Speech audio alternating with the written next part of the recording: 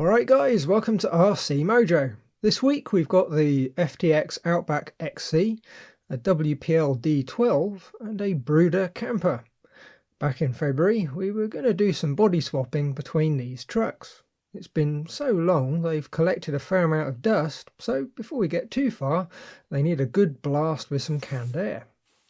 The plan is to put the D12 body on the FTX chassis to make a monster off-road super carry. Then the D12 chassis will go under the Brooder body once we've removed its push-along chassis.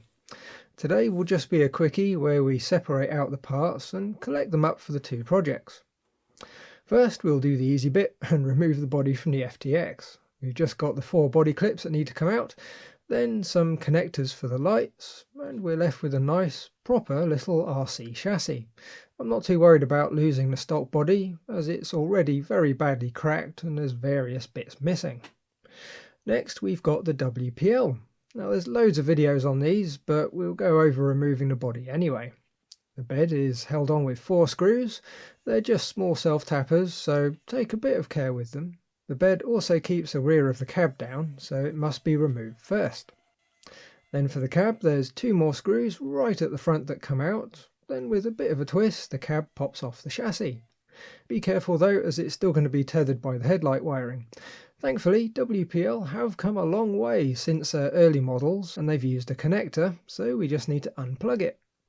And of course we're left with a very simple, low-cost rear-wheel drive chassis that's almost perfect for the Brooder. The electronics are proportional and they work well enough, but we might end up upgrading to some proper hobby grade bits anyway, largely so I can use a full-size transmitter. The WPL one is a bit on the small side. The WPL body is going to end up on the FTX chassis. Currently the front suspension is going to need a bit of space making in the interior, and the rear suspension is going to need some re-engineering so the bed can sit lower. And of course the body will need some way of mounting. Okay, Brooder next, and I must say I'm halfway hugely impressed and annoyed with it at the same time. As a toy truck that's going to get run into walls and generally abused, it's an amazing model. There aren't any screws, yet it's completely solid. Everything just clips together. Quite brilliant. The downside to this though is it's also adult proof. I'd heard the front end was a bit tricky to take apart, something about a couple of hidden clips. But I decided I wanted to go in blind and work it out myself, which in hindsight wasn't the best idea. There's a couple of videos around on the YouTube with some very helpful hints, so you might want to look them up if you're going to do this project yourself. The back end of the van is fairly straightforward. There's a set of clips that attach the chassis to the body. All we do is lever the clip open, and with a bit of tension the chassis pops right up.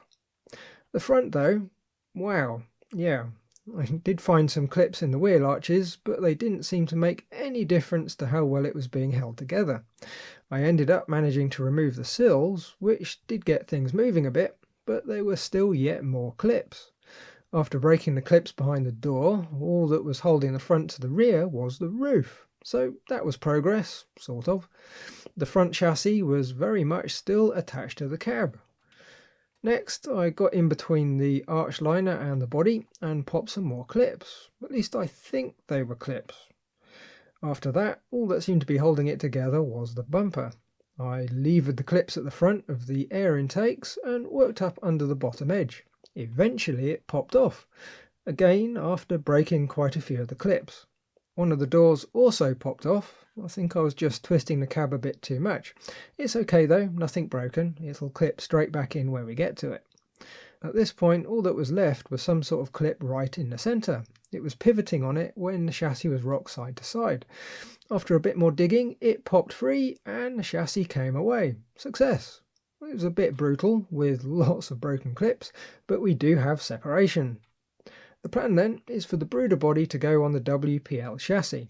Obviously the WPL chassis is a little bit short at the moment, and we're also going to need to trim some plastic to get the body to sit quite a bit lower. I want to design some 3D printed parts to extend and mount the chassis. Plus, I think the better plan for the body is rather than try and remove the entire toy chassis, it would make more sense to cut the ladder frame free from behind the seats and leave the front in one piece. Then design some templates that will sit on the front section so they can easily be trimmed to fit the WPL chassis. The main goal was just to separate the chassis so I can measure things up. I might end up getting a fresh camper later so we can do a nice clean mod, as this one was a bit more destructive than I'd like. Either way, we now have a very nice pile of parts ready for the next steps. There's a fair bit of designing to be done, which generally starts with staring at the parts for a few hours. I've got a general idea how things should go, but it might take a few weeks before there's any progress in the videos.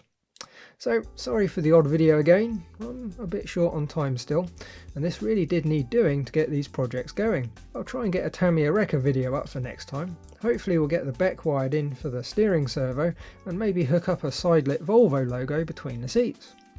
Anyway, that's it for this week, so as always, thanks for watching, like if you liked, subscribe if you haven't, and leave a comment if there's something on your mind.